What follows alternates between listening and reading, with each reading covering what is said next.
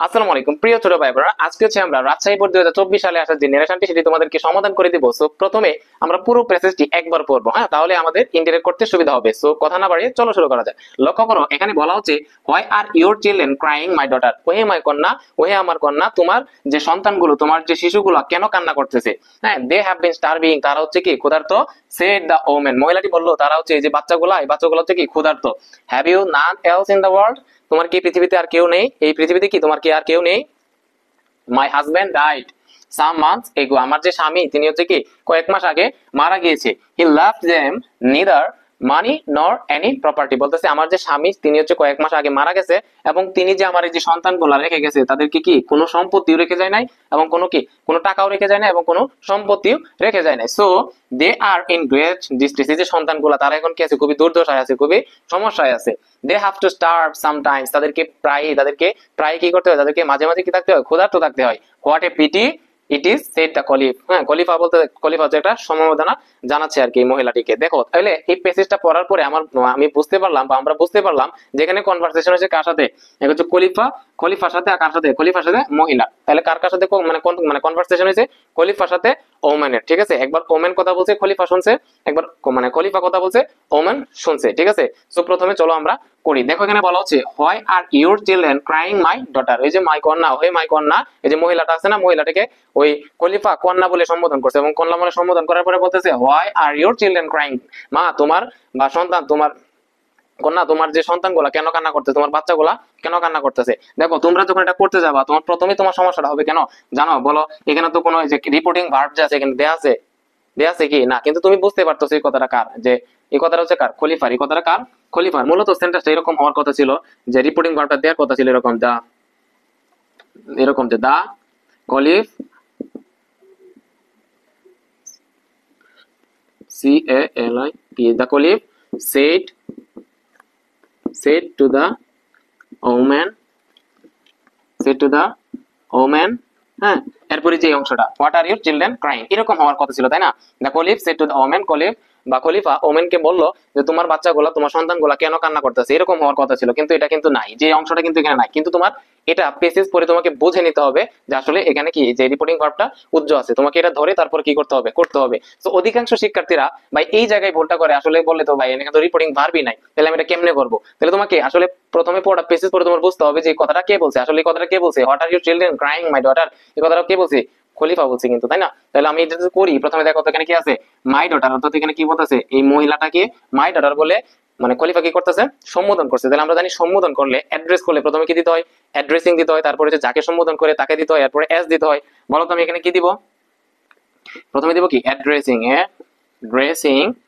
এরপরে কি দিব, এরপরে যাকে সম্বোধন করা হয়। বলো তো খলিফা কাকে সম্বোধন করছিল কন্যা বলে, ওই মহিলাটিকে। তাহলে কি হবে, অ্যাড্রেসিং দা ওম্যান, এরপরে কি দিতে হয়, এস দিতে হয়, হ্যাঁ।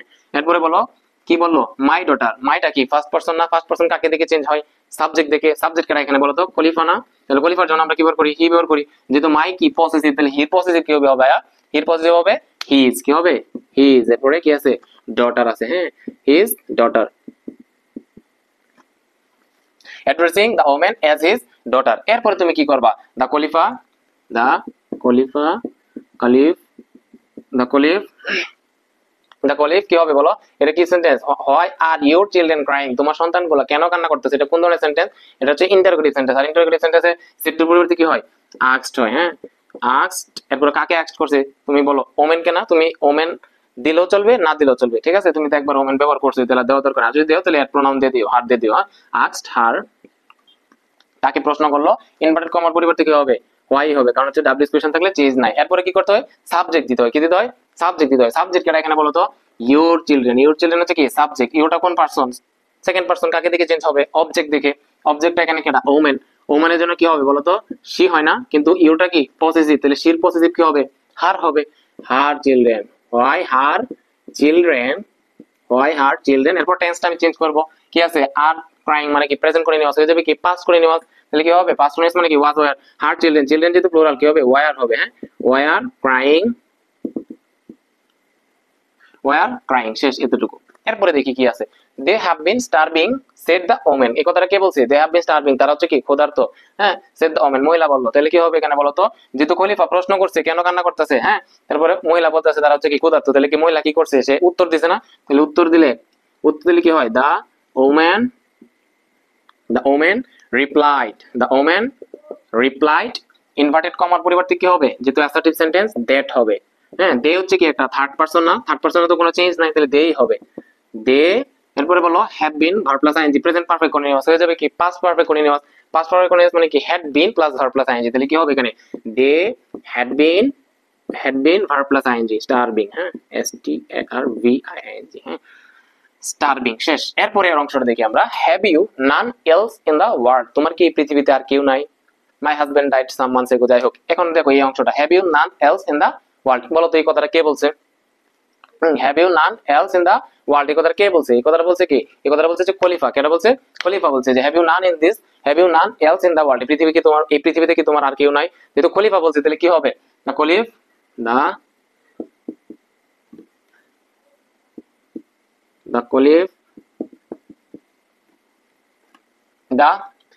কলিফ যেহেতু অ্যাসার্টিভ সেন্টেন্স কি হবে তাহলে? টোল্ড হবে। টোল্ড কাকে বলছে? ওমেন কে বলছে। টোল্ড দা ওমেন, ইনভার্টেড কমাটা কি হবে? সরি, এটা টোল্ড হবে না। Have you none else in the world, তাহলে তো এটা ইন্টারোগেটিভ সেন্টেন্স কি হবে? আস্কড হবে। কি হবে? আস্কড হবে, হ্যাঁ। কাকে আস্কড করছে? দা ওমেন কে। ইনভার্টেড কমার পরিবর্তে কি হবে? যেহেতু এটা ইন্টারোগেটিভ সেন্টেন্স তাহলে কি হবে? ইফ অথবা ডাব্লিউ কোয়েশ্চন, আর এটা হ্যাঁ বা অক্সিলারি ভার্ব যা রয়েছে, আর অক্সিলারি ভার্ব যা হলে কি হয়? ইফ হয়। কি দিব আমরা এখানে? ইফ দিব। এরপর দরকার কি আমার? সাবজেক্ট দরকার। সাবজেক্ট কি এখানে? ইউ কোন পারসন? Second person. কাকে দিকে চেঞ্জ হবে? অবজেক্ট অনুযায়ী। অবজেক্ট কি এখানে? ওমেন, তাহলে কি হবে? শি হবে, হ্যাঁ। এখানে যেহেতু হ্যাভ আছে হয়ে যাবে কি? হ্যাড হয়ে যাবে। কি হয়ে যাবে? হ্যাড হয়ে যাবে। প্রেজেন্ট ইনডিফিনিট থাকলে কি হয়? Past indefinite. এরপরে নান এলস ইন দা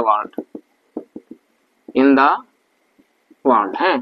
ওকে, এরপরে দেখি আমরা। এরপরে কি আছে? মাই হাজবেন্ড ডাইড, এতটুকু বোঝা গেছে তো নাকি? এরপরের অংশটা আমরা এখন দেখবো।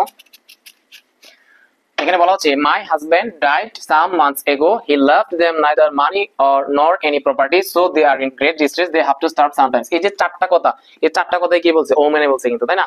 এখন আমি একদম মানে ইজিলি করে যাই আমরা। তাহলে মাই হাজবেন্ড কি হবে? খলিফা। এই মহিলা কিন্তু উত্তর দিতেছে খলিফার প্রশ্নে, তাহলে দ্য ওমেন রিপ্লাইড, কি হবে? দ্য ওমেন রিপ্লাইড, ইনভার্টেড কমাটা হবে দ্যাট। মাইটা কি হয়ে যাবে? ফার্স্ট পারসন সাবজেক্ট অনুযায়ী, মানে ওমেনের জন্য শি হয়, কিন্তু মাইটা আছে পজিটিভ, তাহলে কি হবে? হার হয়ে যাবে। হার হাজবেন্ড ডাইড, সাবজেক্ট উপরে পরে V2 আছে, অর্থাৎ পাস্ট ইনডিফিনিট। আর আমরা জানি পাস্ট ইনডিফিনিট টেন্স হলে কি হয়ে যায়? পাস্ট পারফেক্ট টেন্স হয়ে যায়। পাস্ট পারফেক্ট টেন্স মানে কি? সাবজেক্ট উপরে had plus V3। Her husband had died, হ্যাঁ, had died some months ago থাকলে কি হয় বলতো? বিফোর হয়ে যায়, তাই না? আচ্ছা, এরপরে কি কথাটা বলছে? হি লেফট দেম, অর্থাৎ তার স্বামী তো তার সন্তানদেরকে রেখে গেছে নাইদার মানি নর এনি প্রপার্টি, কোনো টাকাও রেখে গেছে না, কোনো সম্পত্তিও রেখে গেছে না। তাহলে দেখো এখানে এটাও তো অ্যাসার্টিভ সেন্টেন্স, তাহলে আমি দ্বিতীয়বার যেহেতু অ্যাসার্টিভ সেন্টেন্সে মহিলা কথা বলতেছি, আমি যুক্ত করব কি? And added that. কি দিয়ে যুক্ত করব? এন্ড অ্যাডেড দ্যাট, হ্যাঁ, এন্ড অ্যাডেড দ্যাট। এরপরে দেখো হি তো থার্ড পারসন, কোনো চেঞ্জ হবে না, হি হবে। এরপরে দেখো তো সাবজেক্টের উপরে লেফট, হ্যাঁ, লিভের ভিতরে কি? লেফট। তাহলে কি আমার সাবজেক্টের উপরে V2 থাকলে কি? Past indefinite. Past indefinite tense হলে কি হয়? পাস্ট পারফেক্ট টেন্স হয়, তাহলে কি হবে? হি হ্যাড লেফট হয়ে যাবে, হ্যাঁ, হি হ্যাড লেফট। এরপরে দেম হচ্ছে কি? থার্ড পারসন, কোনো চেঞ্জ হবে না, he had left them neither money, হ্যাঁ, নট প্রপার্টি, কোনো টাকাও রেখে গেছে না, কোনো সম্পত্তিও রেখে গেছে না তার স্বামী, প্রপার্টি, হ্যাঁ। এরপরে দেখো so they are in great distress, এই কথাটাও কে বলছে? এই কথাটা মহিলাই বলছে। তাহলে আমি দেখো এখানে তুমি চাইলে এন্ড অলসো সেট দিতে পারো, কোনো সমস্যা নাই, অথবা তুমি এখানে এইভাবে রেখে দিতে পারো যে সো দে, যেহেতু থার্ড পারসন, কোনো পরিবর্তন হবে, এখানে টেন্সটা চেঞ্জ করো। They are in great distress, present limit আছে, কি হয়ে যাবে? পাস্ট ইনডিফিনিট, অর্থাৎ ওয়াজ ওয়্যার হবে। দের সাথে কি হয়? ওয়্যার হয়। They were in great distress, হ্যাঁ, ডিস্ট্রেস। ওকে, এরপরে লক্ষ্য করো they have to starve sometimes, তাদেরকে প্রায় কি থাকতে হয়? ক্ষুধার্ত থাকতে হয়। এই কথাটাও কে বলছে? মহিলাই বলছে।